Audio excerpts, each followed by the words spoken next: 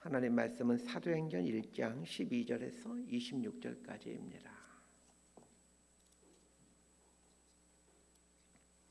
사도행전 1장 12절에서 26절까지 말씀 번갈아 가면서 읽습니다. 제가 먼저 읽겠습니다.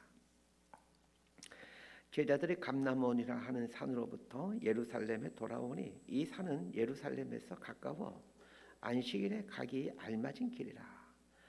들어가 그들이 요하는 다락방으로 올라가니 베드로, 요한, 야고보, 안드레와 빌립, 도마와 바돌로메, 마테와 및 알페오의 아들 야고보, 셀로딘 시몬, 야고보의 아들 유다가 다 거기에 있어 여자들과 예수의 어머니 마리아와 예수의 아우들과 더불어 마음을 같이하여 오로지 기도에 힘쓰더라. 모인 무리의 수가 약 120명이나 되더라.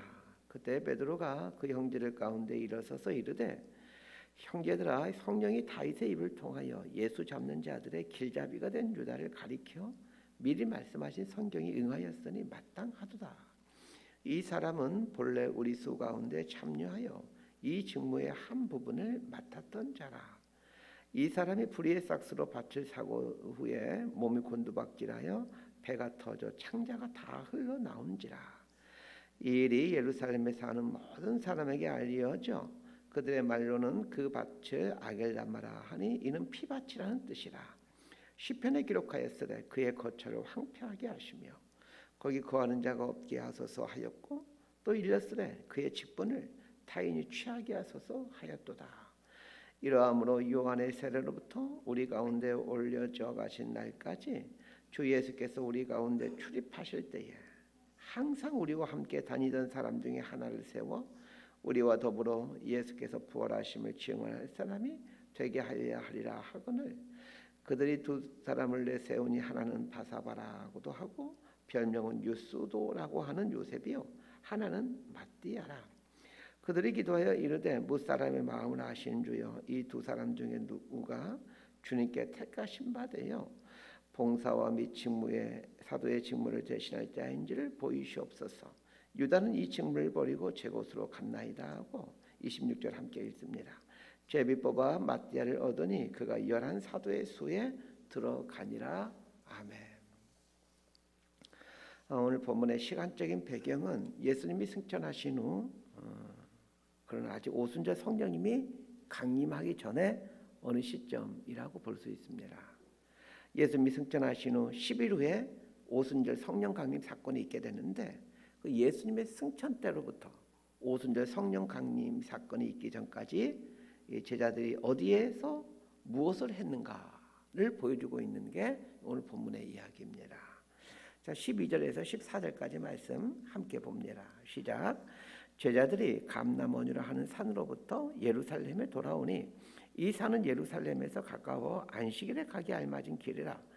들어가 그들이 요하는 다락방으로 올라가니 베드로, 요한, 야고보, 안드레와 빌립, 도마와 바돌로메, 마테와 및 알페오의 아들 야고보, 셀로딘 시몬, 야고보의 아들 유다가 다 거기에 있어 여자들과 예수의 어머니 마리아와 예수의 아우들과 더불어 마음을 같이하여 오로지 기도에 힘쓰더라.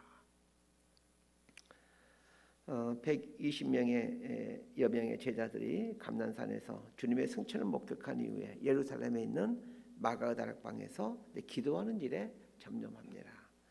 예수님께서 승천하시면서 제자들에게 했던 말씀이 예루살렘을 떠나지 말라라는 말씀이었습니다. 이 말씀대로 제자들은 예루살렘의 마가의 다락방에 모여 그 예수님이 약속하신 성령을 기다립니다.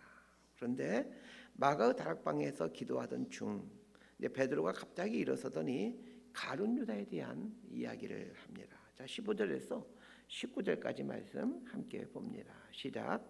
모인 무리의 수가 약 120명이나 되더라. 그때 베드로가 그 형제들 가운데 일어서서 이르되 형제들아, 성령이 다윗의 입을 통하여 예수 잡는 자들의 길잡이가 된 유다를 가리켜 미리 말씀하신 성경이 응하였으니 마땅하도다. 이 사람은 본래 우리 수 가운데 참여하여 이 직무의 한 부분을 맡았던 자라. 이 사람이 불의의 싹스로 밭을 사고 후에 몸이 곤두박질하여 배가 터져 창자가 다 흘러나온지라. 이 일이 예루살렘에 사는 모든 사람에게 알려져 그들의 말로는 그 밭을 아겔다마라 하니 이는 피밭이라는 뜻이라. 베드로가 일어서서 가룟 유다에 대한 말을 하는데 16절 하반절에 보면 성경이 응하였으니 마땅하도다라는 말을 합니다. 이것은 베드로가 성경을 묵상하면서 깨달았다라는 의미입니다. 모든 제자들이 동일한 성경을 묵상하고 있었는지는 알 수 없지만 최소한 베드로는 시편을 묵상하고 있었던 걸로 보여집니다. 시편을 묵상하던 중 베드로에게 성령께서 큰 깨달음을 주십니다. 그 깨달음이 어찌나 컸던지 베드로가 자리에서 일어나 120여 명의 제자들에게 말을 합니다. 이 제자들은 이 마가 다락방에서 기도와 아예 전념하고 그리고 성경 말씀을 상고하고 있었습니다. 그때 성령께서 베드로가 읽고 있는 시편 말씀을 통하여 아주 중요한 사실을 깨닫게 해주십니다. 그것은 가룟 유다에 대한 문제였습니다. 이 가룟 유다의 문제는 지금 이 제자들에게는 아주 중요한 문제였습니다. 왜냐하면 이제 사도행전 2장에 보면 내일 본문에 보게 되면 이제 오순절 성령님이 강림하시게 됩니다. 성령님이 강림하시면서부터 공식적으로 교회가 시작이 됩니다. 그런데 교회가 무엇입니까? 예수 그리스도를 주로 고백하는 사람들의 모임이 교회입니다. 가룟 유다는 누구입니까? 지난 3년 동안 예수님을 따라다녔던 예수님의 제자였습니다. 베드로가 가이사랴 빌립보에서 주는 그리스도시요 살아계신 하나님의 아들입니다라는 고백을 할 때 이것은 베드로만의 고백이 아니라 다른 모든 제자들의 고백이기도 했습니다. 교회의 근간을 이루는 12명의 제자가 누구인가에 대한 분명한 정의는 반드시 필요합니다. 가룟 유다도 교회의 일원이 될 수 있는 것인가에 대한 분명한 정의가 없이는 사도행전에서 말하는 이 교회가 무엇인지에 대해서 모호해지기 때문에 그렇습니다. 사실 가룟 유다와 다른 11명의 제자들은 큰 차이가 없습니다. 가룟 유다가 예수님을 팔고자 할 때 11명의 제자들은 예수님으로부터 도망치고 제자를 대표하는 베드로가 분명하게 3번이나 부인함으로 더 나아가서 부인만 할 뿐만 아니라 예수님을 저주함으로까지 함으로 가룟 유다와 다른 11명의 제자들이 대동소이하고 있다는 것을 보여주고 있습니다. 그런데 11명의 제자들은 교회가 될 수 있고 가룟 유다는 교회가 될 수 없다라면 이건 너무나도 불공평한 것입니다. 그래서 성령님은 베드로를 통해서 왜 가룟 유다가 교회가 될 수 없는가에 대한 말씀을 통해서 깨닫게 해주시는 겁니다. 주님이 승천하신 이후에 오순절 성령 강림으로 교회가 탄생하게 되는데 이 예수님의 승천으로부터 교회가 탄생하기 전까지 한 10여일 동안의 기간이 있는데 이 기간 동안에 이 제자들이 결정한 유일한 것 한 가지가 이 가룟 유다에 대한 문제였습니다.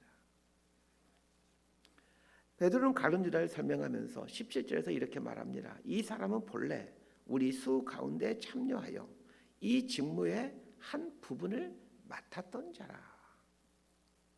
가룟 유다는 12제자에 속해 있으면서 회개의 직무를 맡았던 사람입니다. 이위에서 보아야 단어가 이 17절을 여러분 잘 보시길 바랍니다. 우리 수 가운데 참여하여에 나오는 이 참여하다라는 말과 직무의 한 부분을 맡았던 자라에 맞다라는 단어입니다. 이 두 단어가 가룟 유다를 해석해주는 열쇠가 됩니다. 참여하다라는 말은 카탈리드메오라는 말인데 이 단어는 수동태로 되어 있습니다. 반면에 맡았다라는 말인 랑카노는 능동태로 되어 있습니다. 한글 번역본을 볼 때는 참여하여라고 나왔기에 능동체인 것 같지만 실은 수동태입니다. 반면에 맡았다라는 말은 예수님이 가룟 유다에게 돈깨를 맡겨주셨을 것이기에 가룟 유다 입장에서는 수동태로 보여지지만 사실은 능동태입니다. 가룟 유다가 제자의 무리에 참여할 수 있었던 이유는 예수님께서 가룟 유다를 택하셨기 때문입니다. 다른 말로 하면 가룟 유다는 예수님께 선택받은 것입니다. 가룟 유다 입장에서 보면 택함받은 것입니다. 그러기에 수동태가 맞을 것 같습니다. 반면에 회개의 직무를 맡게 된 것은 예수님께서 맡겨주신 것이기에 가룟 유다 입장에서 보면 수동태가 되어야 될 것 같지만 능동적으로 표현되어 있는 것은 가룟 유다가 그 일을 원했기 때문이었습니다. 가룟 유다가 그 일을 원하지 않았다면 주님께서는 돈깨를 맡기지 않았을 것입니다. 자, 이것은 가룟 유다가 회개 일을 자원해서 맡았다라는 것을 암시해 줍니다. 그렇기에 맡았다라는 말이 능동태로 표기되어 있는 것입니다. 우리 모두는 하나님으로부터 택하심, 부르심을 받았습니다. 부르심에 있어서 수동태입니다. 가룟 유다처럼 말입니다. 그리고 어떤 모양으로든지 우리는 하나님을 위해 일을 하고 있습니다. 그런데 그 일이라는 게 하나님께서 맡겨준 일을 하고 있다라고 말하고 싶겠지만 실상은 내가 자원해서 하고 있는 일입니다.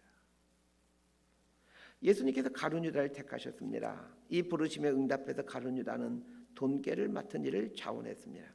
그것은 다른 제자들도 마찬가지였습니다. 예수님이 다른 제자로 선택했지만 그들 또한 어떤 모양으로든지 각자의 일을 맡고 있었습니다. 베드로는 왜 가룟 유다가 교회가 될 수 없는지에 대해서 25절 말씀을 통해 설명해 주고 있습니다. 자, 25절 제가 읽어드립니다. 봉사와 및 사도의 직무를 대신할 자인지를 보이시옵소서. 유다는 이 직무를 버리고 제 곳으로 갔나이다 하고, 예수님께서 가룟 유다를 제자로 택하신 이유는 봉사와 사도의 직무를 수행하는 사람이 되도록 하기 위함이었습니다. 그러나 가룟 유다는 봉사와 사도의 직무를 버림으로 인류 역사상 가장 저주받은 사람의 대명사로 전락하고 맙니다. 성경이 왜 교회가 탄생하려고 하는 그 위대한 순간에 가룟 유다의 이야기를 베드로의 입을 통해서 하시는 것입니까? 이 땅의 교회가, 이 땅의 그리스도인들이 이럴 수 있다라는 것입니다.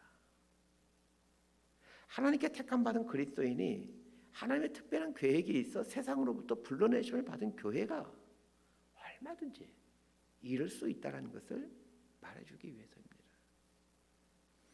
베드로가 가룟 유다의 말을 하는 것은 거기에 모인 사람들에게 경고를 하고 있는 것이요, 더 나아가 후대에 교회를 이룰 그리스도인들에게 경고를 하고 있는 것입니다.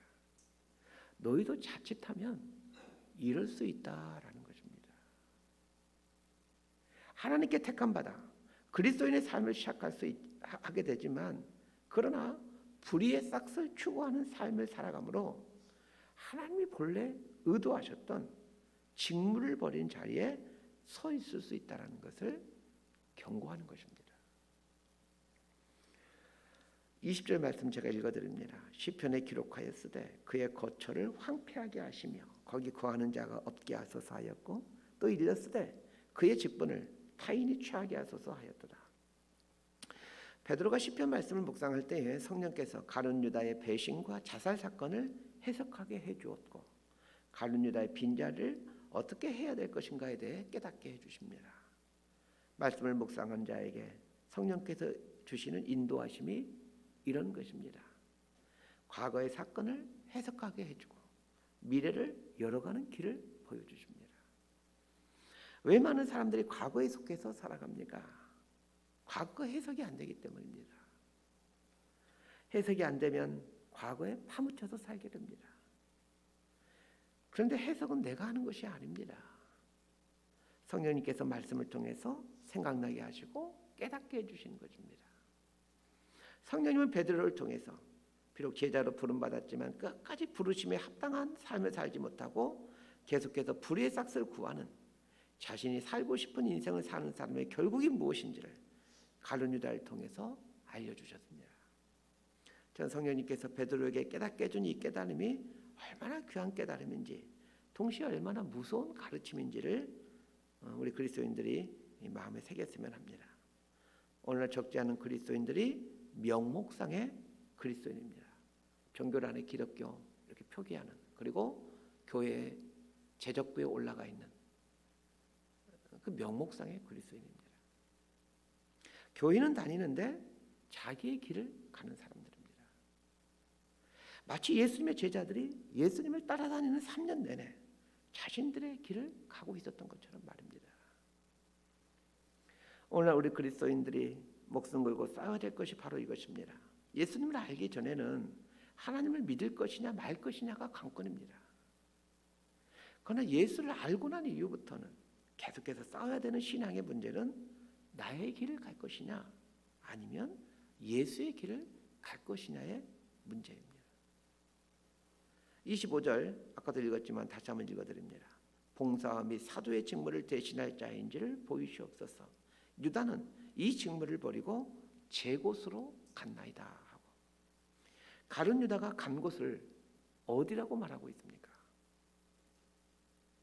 세상의 길, 죄된 길로 갔다라고 말하지 않습니다. 제 곳으로 갔다라고 말합니다. 제 곳이란 자기에게 속한 곳이라는 말입니다. 좀 더 구체적으로 말하면 자기가 가고 싶은 곳으로 갔다라는 말입니다.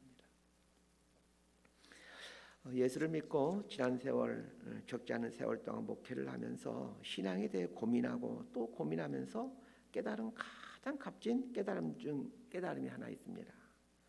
이 예수를 믿는다는 것이 무엇이냐에 대한 답입니다. 예수를 믿는다는 것은 나의 길을 가지 않고 예수의 길을 가는 것입니다. 이거 깨닫는데 아주 오랜 세월이 걸렸습니다.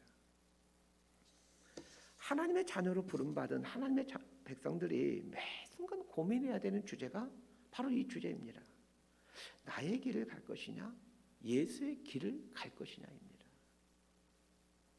사도행전 바로 앞에 있는 성경이 요한복음입니다. 사도행전 1장과 요한복음 맨 끝장인 21장은 시간상으로 봤을 때 그 시간 차이가 채 한 달이 되질 않습니다. 요한복음 21장은 예수님이 부활하신 후 갈릴리 호숫가에 오신 때이고, 사도행전 1장은 승천하신 때니까 불과 한 달이 되질 않습니다. 오늘 본문을 통해 베드로가 가룟 유다에 대해 가룟 유다는 제 길로 갔다라고 말하던 그 시점으로부터 불과 한 달 전에 예수님께서 갈릴리 호수에 찾아오셔서 베드로에게 이런 말씀을 하십니다. 요한복음 21장 18절 제가 읽어드리겠습니다. 내가 진실로 진실로 너에게 이르노니 네가 젊어서는 스스로 떼띠고 원하는 곳으로 다녔거니와 늙어서는 네 팔을 벌리리니 남이 너에게 띠띠우고 원하지 아니하는 곳으로 데려가리라. 젊어서이라는 말 대신에 이전까지는 이라는 말을 넣는 것이 조금 더 실제적일 것 같습니다. 베드로를 향하여 네가 이전까지는 네가 원하는 곳으로 다녔거니와, 예수님이 이렇게 말씀하십니다. 부활하신 주님을 만나는 그 시점까지 베드로 역시 자신의 길을 가던 사람이라는 뜻입니다. 3년 동안 줄기차게 예수님을 따라다니며 예수님도 말씀을 배운 베드로에게 예수님은 네가 지금까지는 네가 원하는 곳을 다녔다 이렇게 말씀합니다. 베드로 입장에서는 참 억울한 일이죠.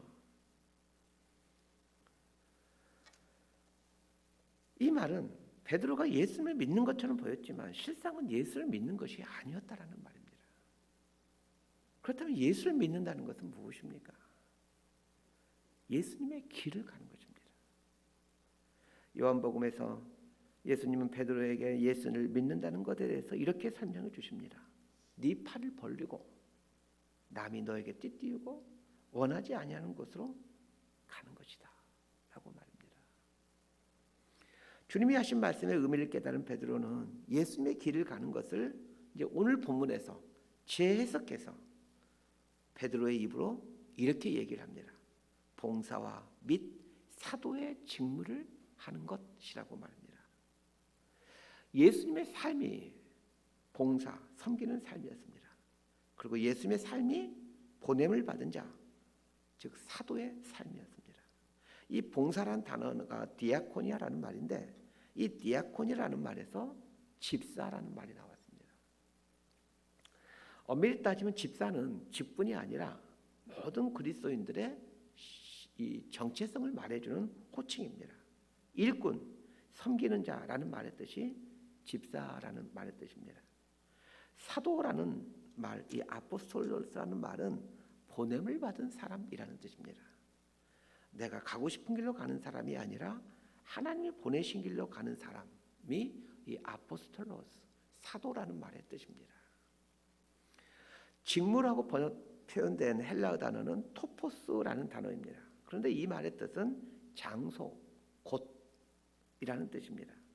25절 하반절에 가룟 유다를 가리키면서 제 곳으로 갔다에 나오는 이 곳이라는 말이 직무라는 말과 똑같은 토포스라는 말입니다.